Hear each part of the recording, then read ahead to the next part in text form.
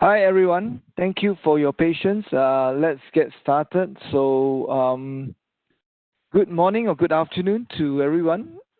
Welcome to the Cyberark APJ Partner Webinar. Today we have a very hot topic, and it's on the topic of Idaptive. Happy to see many faces, familiar ones today, and I'm also seeing some new names today in our webinar today. For those I've not had the chance to meet, or for those I've not had the chance to meet before, welcome. Welcome to this partner community. My name is Jason, and together the channels team and Brian and James, welcome to this call. To get this started, I have a few ground rules. Brian, can I have the next slide? So first of all, for the sake of the speakers, so that we can have a good flow, we will mute everyone except for the speakers. And this session will be recorded, so we will get this recorded after this, as we go along, and the recording will be posted in the partner portal. And if you do have any question during this session, please key them into the into the Q&A chat. Sorry, not the WebEx chat. The Q&A chat, and we will answer any questions along the way. We do have 2 people in the team that is supporting us in this Q&A chat as well. Brian, can I get the next slide?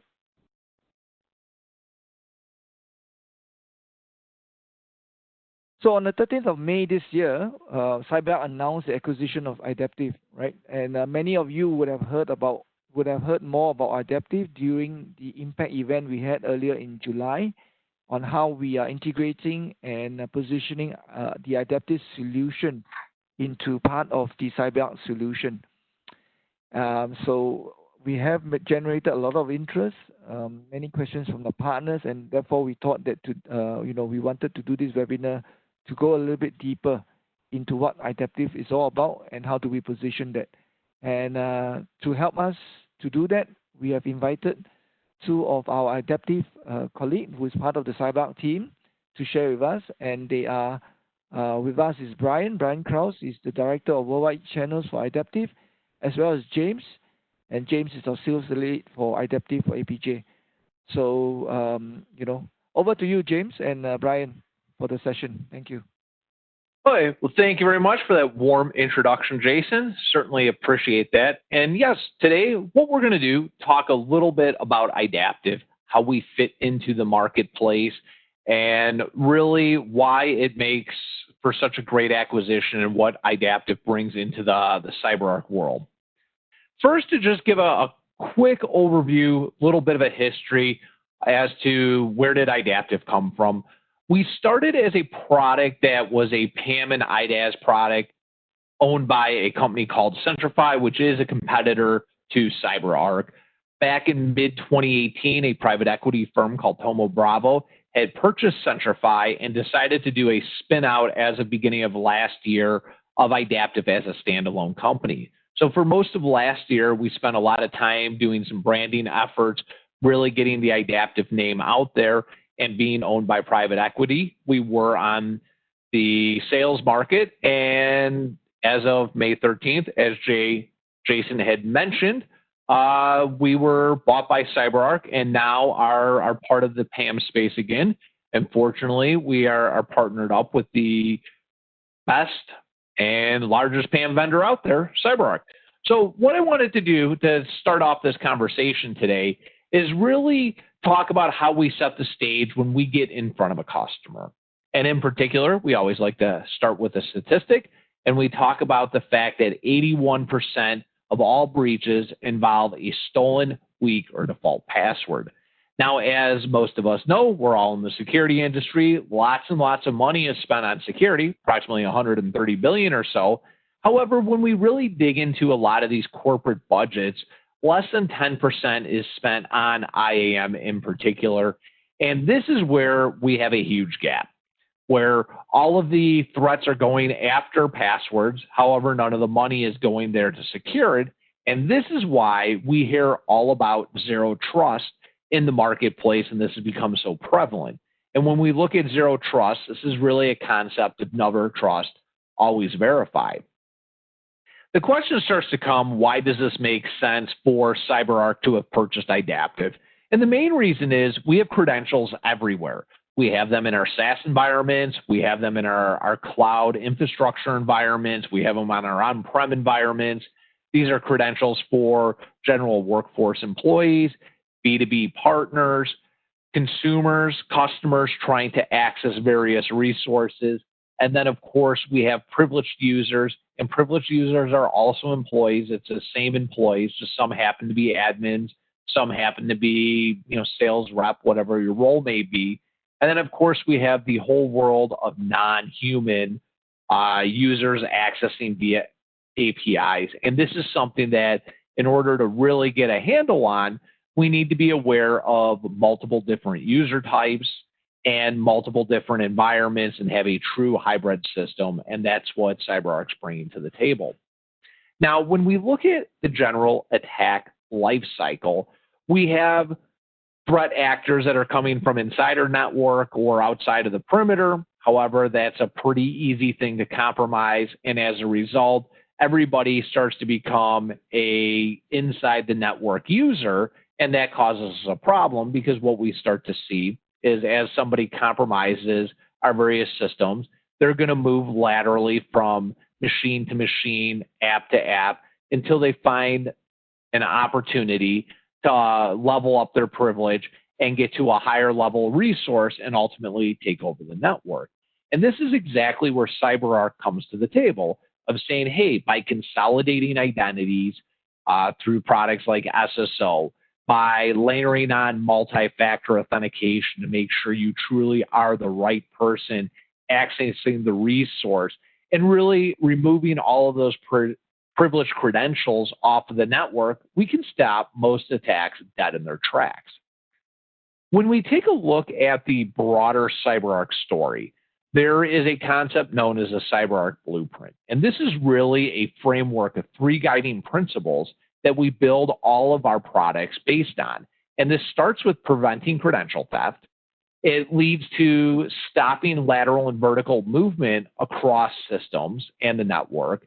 And then, of course, limiting privilege escalation and abuse, and being mindful of this across all on-premise and cloud products.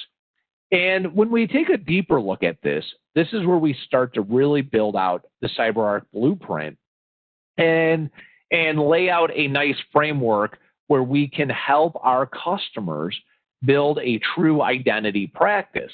Now, as most of you know from being CyberArk partners in the past, you realize that a lot of this has always started talking about how can we vault various credentials, how can we start by protecting high-level resources. As part of this conversation, we also need to prove the identity, make sure that we have only the right person accessing the vault. And the way we do this is with MFA. And this is very much where Idaptive comes into the mix. So as we start to build out maturity across the practice, you'll start to see a lot of areas we can layer a true next generation access built on zero trust. Now, how we go to market around this is we start by verifying every user. This is using technologies like single sign-on to consolidate identities, generally to Active Directory, but this can be our own cloud directory or LDAP. We do this for our employees, we do this for business partners, and we're going to do this for consumers. Now, once we've consolidated those identities with SSO, we then are going to layer MFA on top of this. And this is a way we have true, strong authentication. Once we know who the user is trying to access an application or a resource, we want to validate devices. And this is really just saying, let's make sure that now that we have the right user coming in, we have a device that's a known device. This may be looking at a posture by taking a look at, do you have an MDM policy in place on your iPhone or Droid from Mobile Iron? Or it might be something so simple as just saying, hey, did you have MFA on your Windows login so I know that your machine accessing is actually your device. Now, once we know that it's you, it's coming in from a legitimate device, we then want to intelligently limit access to the various applications out there. And this is done primarily two methods. The first is role-based access. So based on your role, we'll give you access to various applications, which will populate in your portal. The next piece then comes into the whole idea of provisioning and lifecycle management. So based on those roles, we can start provisioning various attributes into your application so we can actually enforce true least privilege access. Now, part of Zero Trust is very much this concept of never trust, always verify. And this is about continuous authentication. So making sure every single time you access an application, you're the right person. Now, if we were to ask you to do MFA every single time you access an application, that would drive you nuts and you would hate that system. So how do we really introduce security and user productivity?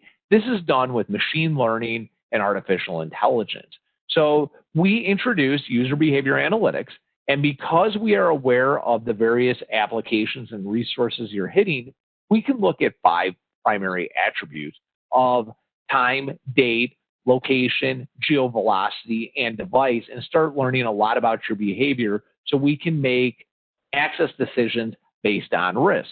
So as example, if I notice you always access 5 applications from your Windows machine, you always tend to be working from your home, let's say, and you do this Monday to Friday, that becomes your normal behavior.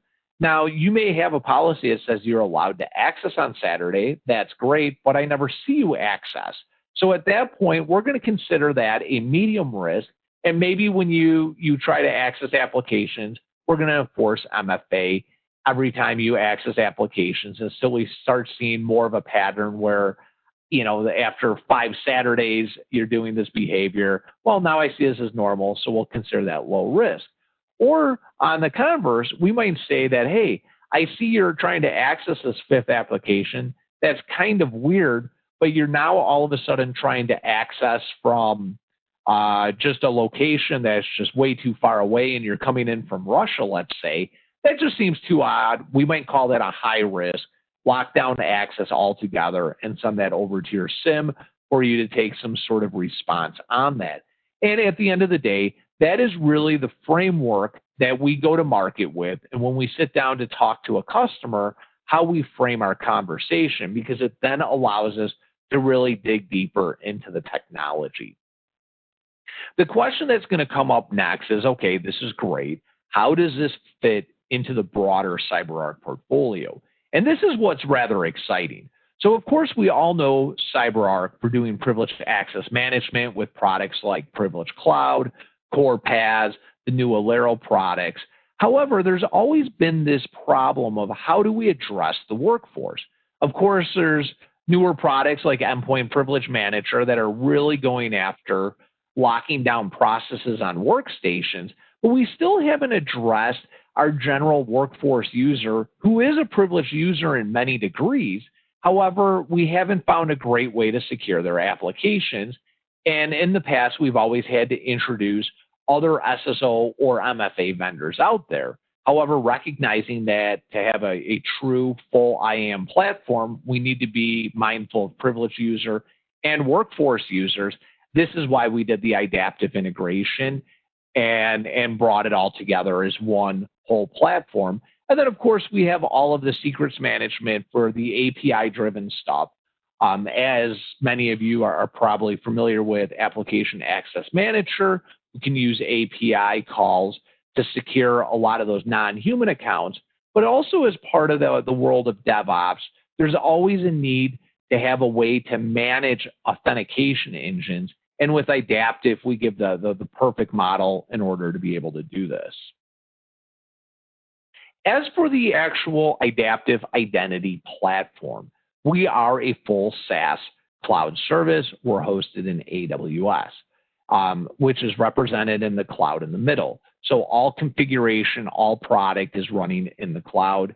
Users will access our applications by going through our service. Now, there is one piece that does go on-prem, and that is our cloud connector. And that's just used so we can actually connect the on-prem world to the cloud world. And generally, this is used so we can connect to a domain controller, generally Active Directory. Now, we definitely take a security-first approach, so we are not extending Active Directory into the cloud. We're leaving your Active Directory where it's at, and we're just sending some metadata via 443 into our service so we can make access decisions. Now, as part of having this cloud connector on-prem, or on domain, I should say, this also gives us the ability to do single sign-on into many of the legacy on-prem apps via header-based authentication. And once the system's in place, there's now a single cloud portal that a user can log into, and they have access to the cloud apps, your traditional Office 365, Salesforce, Boxes, apps of that nature, and all of the legacy on-prem apps that normally you'd need to hit via VPN. So we've removed that risk as well. As for our infrastructure, we are based on AWS. So we have pods all across the world. As you can see in APJ, we have quite a few of these, and they're very easy to spin up as new customer need necessitates. So we always have a very highly available, quick, fast, easy access with our system. And one other thing to note, we do have localized support with an office based in Hong Kong, providing tech support, within time zone to help make things easier for you guys. The last part I want to finish off on just the logical overview of the technology is what makes MFA adaptive. And I think this is something that's important to note because we hear a lot of talk about adaptive MFA, the next generation of MFA. First and foremost, multi-factor authentication needs to have flexible authentication options. And within our product, we do just that. We give you the ability to load apps on your phone for mobile authenticators. We give you the ability to accept phone calls, text messages, use some sort of OTP client like a Google Authenticator if that's a better way for you. Or we can even do great stuff using FIDO tokens where we can get into the whole world of passwordless authentication. The important thing to note here is your users are a very diverse population. They all have different needs, so they need to have different authentication types in order to properly have easy access to the network that is highly secure. Now, once we have this flexible authentication, the next step is having policy and really policy based on context. So this is where we start looking at things and saying, hey, based on whether you're on network, off network, I'm going to have different access decisions. Based if you're running a machine that has an IWA client where I know your machine, I might want to have an easier authentication process versus some machine that appears to be a kiosk to me. Now, policy is great. However, you're never going to actually get a policy that fits all of your different needs for access. So this is really where user analytics comes and brings us far above and beyond anything you could do with the policy, and we start learning about behavior and making access decisions based on risk. Now, at this part of my presentation, what I would like to do is take you guys through a quick little end user perspective demo. We will share the slide deck after the presentation where you'll have these links, and this is something you'll be able to give a demo on your own. So what you do is you go to the link, and you'll see this is what our product actually looks like. So when you log in to the portal, you'll see it asks for a username, common stuff. We put our username, and it's only the first part of our email address. We don't have to put the @cyberark.com or whatever it may be. We click next, ask for a password as we might expect. And then also notice here we got this little area that says forgot password. Also in our demo, give you a little reminder there. So if you're giving that to a customer, but if we click forget password, this is where we can actually reset our password within Active Directory. I'm not going to do that right now. I'm just going to put my password in. And here you'll see I have flexible authentication, so I can choose different types. In this instance, let's choose text message. I'll do that. Click next, and you'll notice I get a little text to my phone, and I need to click on that text, and I can choose to approve or deny. Since I know it's me, I'm going to approve. And lo and behold, we have logged in to the portal. Now, when we get to the portal, something you'll notice is, yes, there's a bunch of apps in here. Those apps were automatically deployed to me once it saw what my role is. And then I can also add some of my own personal apps. Now, with some of these apps, and this is all based on policy, so our company allows us to put personal apps, which is why I have Fidelity and LinkedIn in there. You'll also notice there's some traditional cloud apps like Office 365, Salesforce, but then we have on-prem apps like Jira and Confluence. So all of this is in one portal.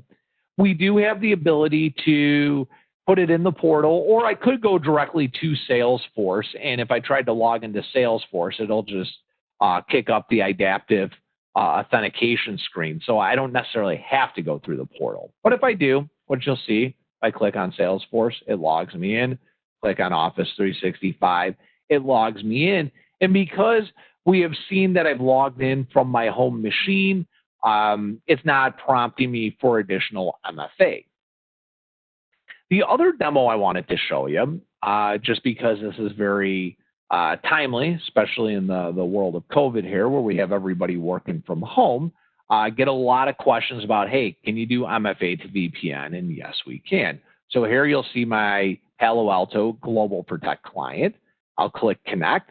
You'll see that it's the same user experience. So there's consistency across all points of authentication. So you'll see these same screens, whether I'm going to my VPN, I'm logging into a Red Hat server, I'm trying to get into my AWS root billing account, I'm trying to get into a CorePass Vault or something of that nature. Same experience.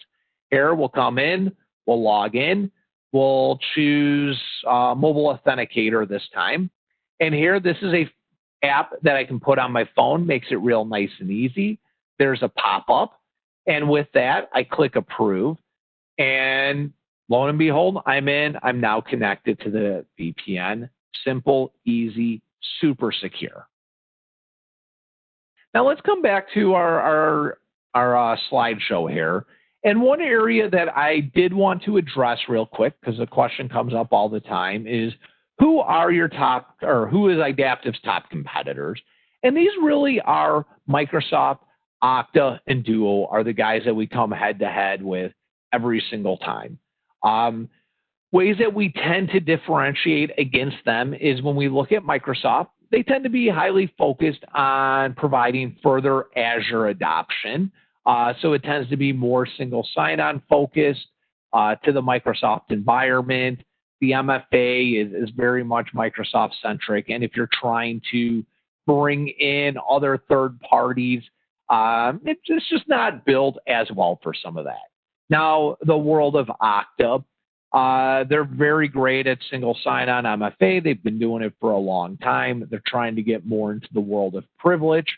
However, they are not the privilege powerhouse that Cyberark is, so you really don't have one single platform that can address all of your different identity issues like Cyberark can. And then with Duo, Duo is a great MFA tool. However, they just do MFA. They don't have all of the IAM pieces of doing single sign-on, and certainly they don't do any of the privilege management pieces. So when you get in front of a customer, you start talking to them, you start diving into the world of identity, there are a lot of nuances as to how do products work, what accounts can or can't you cover. If you choose CyberArk, the answer is most likely yes, you can cover that use case, whether it's a privilege, a DevOps, SSO, an MFA, some sort of inbound provisioning. We cover that. You bring in the competitors, maybe yes, maybe no. You never really know. At this point of the conversation, what I wanted to do, I wanted to introduce my good buddy and our resident Idaptive expert, James Byerly. And James is going to come in here. He's a guy who's worked all across the world at the street level, talking to customers both massive and tiny, about different strategies around identity access management. And he's going to tell us a little bit about his experience of selling Idaptive into the different marketplaces. James, with that, I'll hand it to you. All right. Thanks, Brian. Yeah, I appreciate everyone joining today. And, this is an exciting time for Cyberark and Idaptive.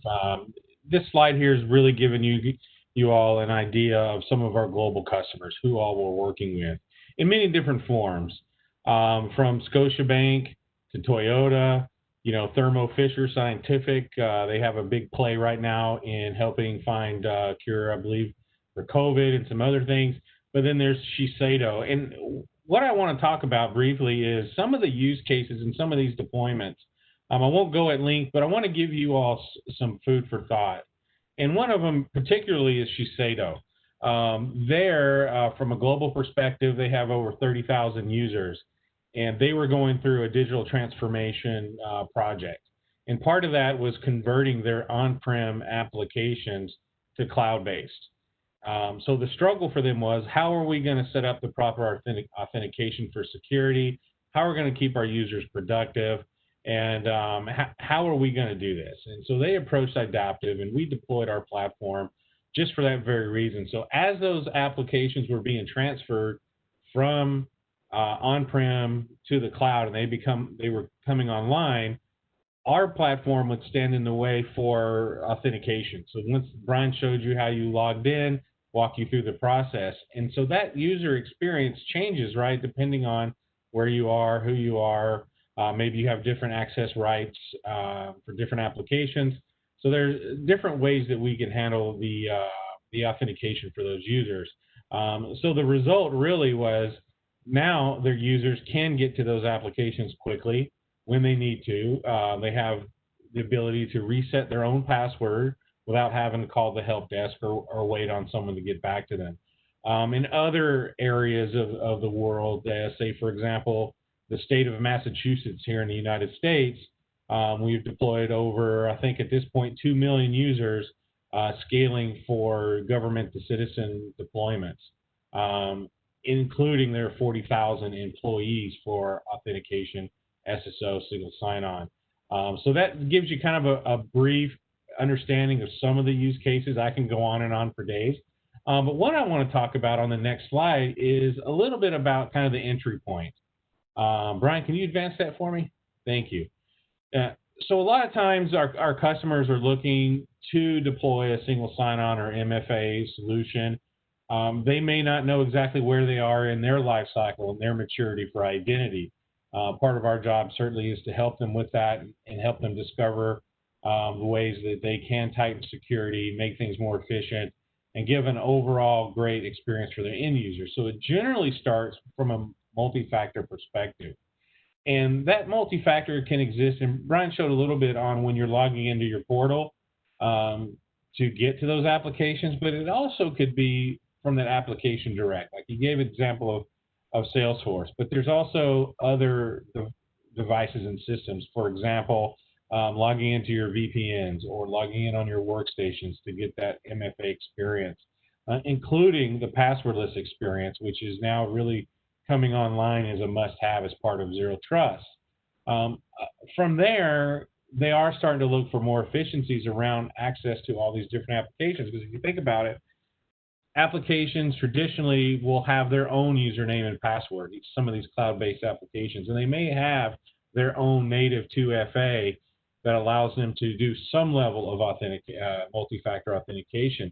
But what happens is you end up with more and more people having more and more sets of credentials, more and more types of authentication. Should I use my phone, or should I get a PIN code, or should I use Google Authenticator? So it gets confusing for the end users. And what we do is we consolidate that experience into one system and one application. So when they do use the mobile authenticator like Brian showed, that authentication is happening there every single time, instead of them having to do separate things in separate applications. So it's a single pane of glass to get to those applications, a very streamlined method for doing that. And as companies mature, they begin to look at other ways that we're helping. And I'll touch briefly a little bit on this, and it's essentially lifecycle management. the joiners, the movers, the leavers of the companies to be provisioned, deprovisioned into the directories or into other downstream applications. That's just another piece to Idaptive and what we offer. Some of these out-of-the-box snap-in connectors that allows them to quickly and easily set up provisioning and roles for their users.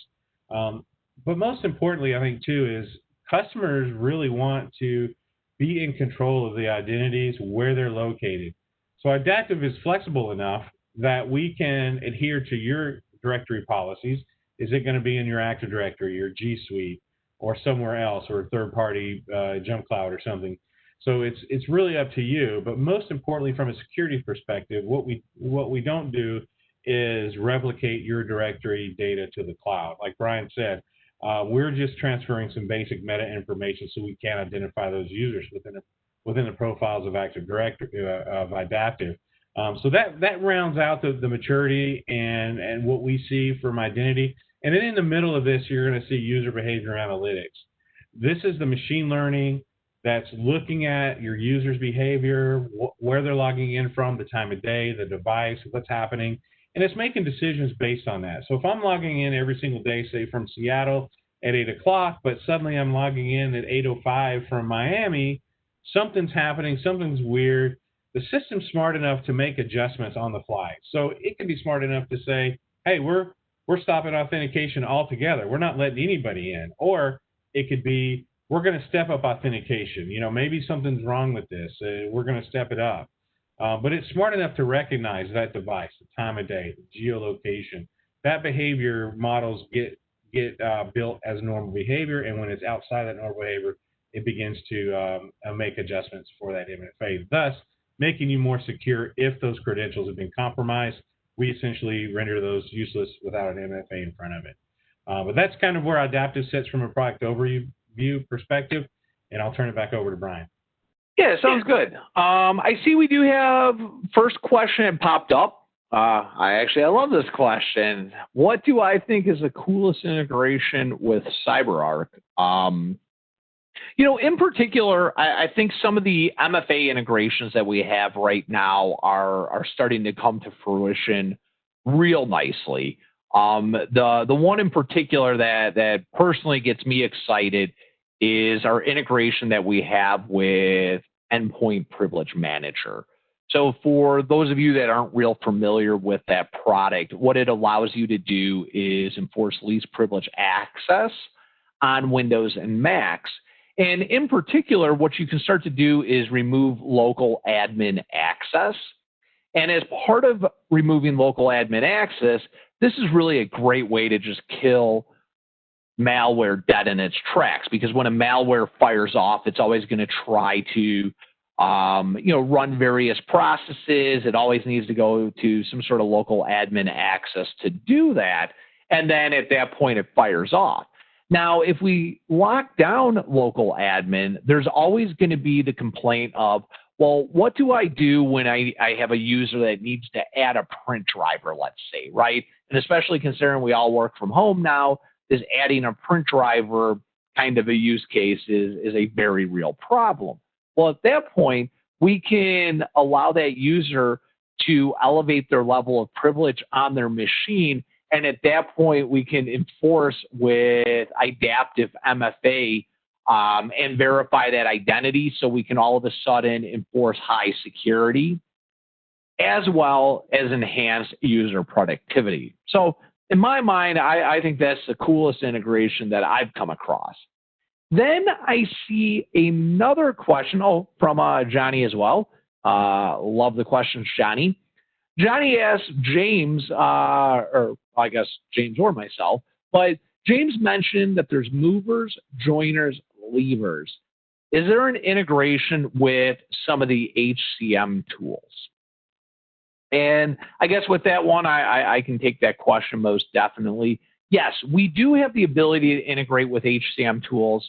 So HCM, that's human capital management, HR tools. Think Workday, super big one, obviously.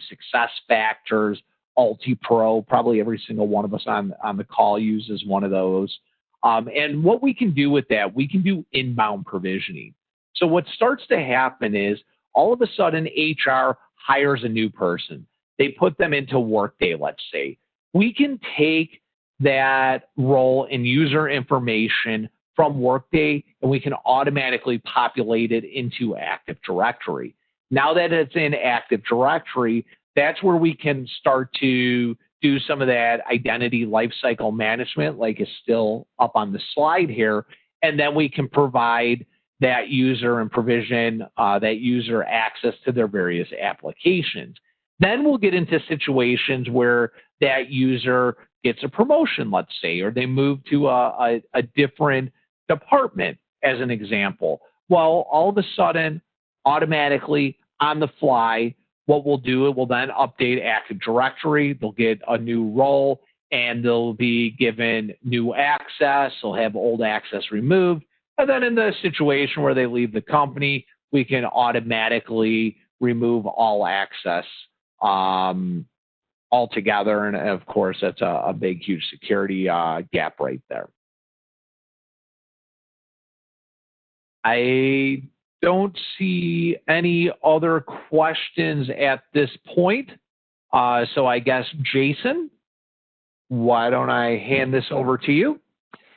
Thank you, Brian. Thank you, James. Before we go, a couple of things. I do know that there were some partners asking me, the existing Cyberark partners asking me when you can start selling the Idaptive solution. Here we are on this slide. So I'll get to that on the last slide, on the last point. But before we go, if you do want to learn more, the Idaptive e-learning is already available on the partner portal. So if you get into the partner portal under training, there is a portion of that is dedicated to Idaptive e-learning. So the URL is there as well. So go click into it. I personally went into that yesterday, and I saw many valuable training, not long ones, but short, good ones, valuable, good ones that you will find it useful.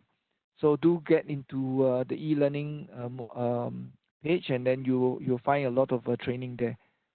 Yeah, and in particular, Jason, just to add to that point, in the e-learning, so when you click on training in the partner portal, you'll see the e-learning.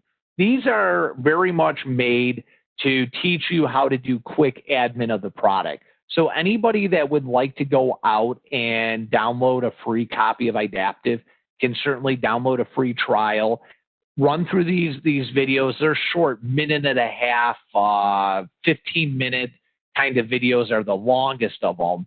And it'll teach you all of the different aspects of how do you configure that connector I talked about, how do you configure MFA policies, all the little bits and bytes so you can get a demo lab up and running real quick and easy. Thank you, Brian. No problem. So for those of you here who are more technically inclined and you think you want a deeper dive into the technology, there is a CDE club. So Introduction to Idaptive is actually happening today, this afternoon, probably slightly more than 30 minutes from now. And JY and Waylun will be conducting that session as a deeper dive for the Idaptive solution. Last but not least, to answer the questions of those partners who wants to start selling, what can you do? Certainly, we would would like for you to start talking to your customer, your install base, as well as net new prospect that you're talking to about our Adaptive solution. If you want to have more, sales training, you have more questions, do reach out to your partner manager, myself, or even Brian or James. We will be available to help you, but your first contact would always be the partner manager. And if you are already a classic partner, Cyberark partner with a signed agreement, all we need you to do is to update the agreement to the latest, the 2020 partner agreement version that allows you to sell the Adaptive solution as well. But that is on the back end side. But at the front end, just go there, go out there, go talk to your prospect, go talk to your install base. We will be supporting you from here or even out there to the customer as well. So with that, I will end off today's call. Again, this session is recorded. We will send out the recording to all the people who have registered. And if you do have any of your colleagues or friends who couldn't log in today, do encourage them to listen in to this recording. So on behalf of Cyberark, thank you, partners. Thank you for joining us. And on behalf of APJ, Brian and James, thank you for staying up very late your time. I know it's past midnight to support APJ. Thanks, everyone. Have a great day ahead. Bye-bye. Bye-bye. Guys.